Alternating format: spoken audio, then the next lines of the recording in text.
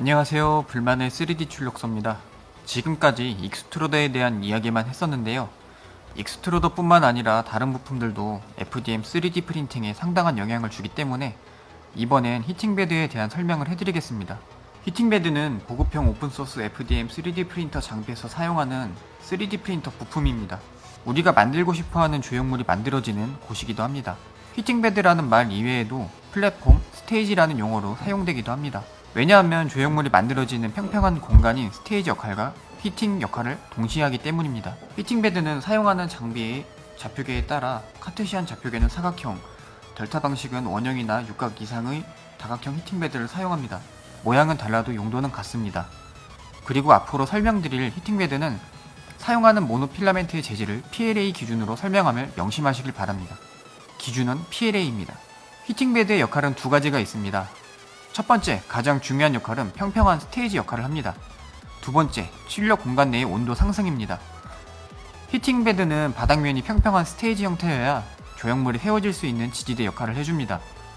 그리고 히팅베드는 고전류를 흘려 평평한 바닥을 따뜻하게 만들어줍니다. 그로 인해 일반적인 상온 상태의 출력 환경이 아닌 상온 이상의 온도로 상승하게 됩니다. 그럼 왜 바닥을 데워줘야 하는가 의문이 듭니다. 출력 환경이 따뜻한 상태로 유지되지 않으면 출력 도중 플라스틱 조형물에서 워핑 현상이 일어납니다. 워핑은 단어 그대로 뒤틀림, 휨이라는 뜻입니다. 워핑이라는 단어는 미국 3D 프린터 커뮤니티에서 사용하는 용어를 그대로 가져온 것입니다. 워핑은 플라스틱 수축으로 인해 생기지만 구분을 해주셔야 합니다. 모든 히팅베드에 사용하는 오픈소스형 FDM 3D 프린터는 출력물의 수축이 일어나지만 워핑은 방지할 수 있기 때문입니다. 이 워핑이란 개념은 좀 더 면밀히 설명해야 하기 때문에 다음에 더 자세히 설명드리겠습니다. 또한 히팅베드는 히팅베드 상층부와 출력물 사이에 있는 필름에도 중요한 역할을 합니다. 특정 온도에 이르러야 필름과 플라스틱이 접착이 됩니다. 이것도 다음에 히팅베드 필름에 대한 설명을 할 때 말씀드리겠습니다. 히팅베드의 종류에 대해 설명드리겠습니다.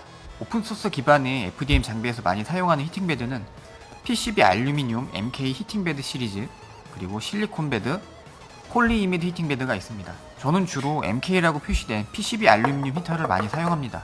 얇고 간편하기 때문에 많이 사용하고 알루미늄판과 열선이 합쳐져 있어 평평한 스테이지 역할을 함과 동시에 히팅베드 역할도 합니다. 그리고 열 효율도 좋습니다. 사이즈는 주로 많이 사용하는 200mm와 300mm가 많이 쓰입니다. 여기 보이는 히팅베드는 MK2B입니다. 이것은 델타 프린터에서 사용하는 원형 MK3입니다. 실리콘 히터도 많이 사용하는데요. 실리콘 히터의 경우 물렁하기 때문에 단단한 플랫폼이 필요합니다. 그렇기 때문에 이런 식으로 강화유리나 다른 알루미늄 판에 붙여 사용합니다. 폴리이미드 히팅베드도 마찬가지입니다. 여기 보이는 히팅베드는 500mm, 400mm 사이즈의 실리콘 히팅베드입니다. 이런 식으로 평평한 판에 붙여 사용합니다. 여기 사용한 판은 참고로 강화유리입니다.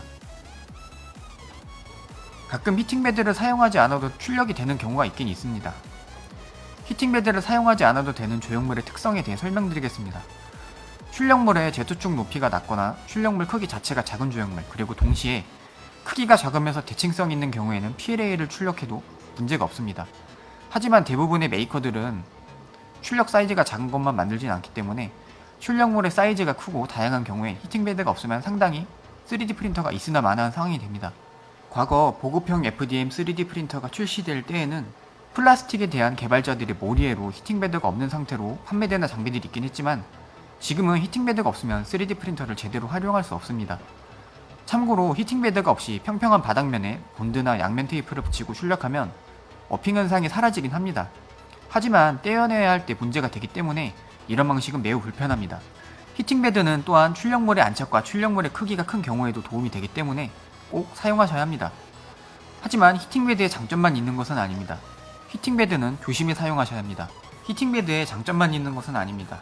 히팅베드는 꼭 조심히 사용하셔야 합니다. 히팅베드는 전열기구이기 때문에 화재 위험성이 있습니다. 히팅베드는 12V나 24V를 사용함에도 전력이 꽤 있기 때문에 전류가 높습니다. 히팅베드 종류에 따라 20A 넘게도 사용하게 되는데 이 전류라는 게 높으면 꽤 위험합니다. 히팅베드에 연결되는 전선의 허용 전류를 꼭 확인하셔야 합니다. 허용 전류 이상으로 전류가 흐르면 전선이 그 흐름을 내면서 녹습니다. 그리고 히팅베드의 전력과 여러분이 가지고 있는 PCB 모스펫의 허용 전류를 꼭 확인하여 사용하시길 바랍니다. 전류가 너무 높으면 PCB 모스펫과 플라스틱 단자가 타서 불이 날 수도 있습니다. 다음은 히팅베드에 붙이는 필름에 대해 알아보겠습니다. 감사합니다.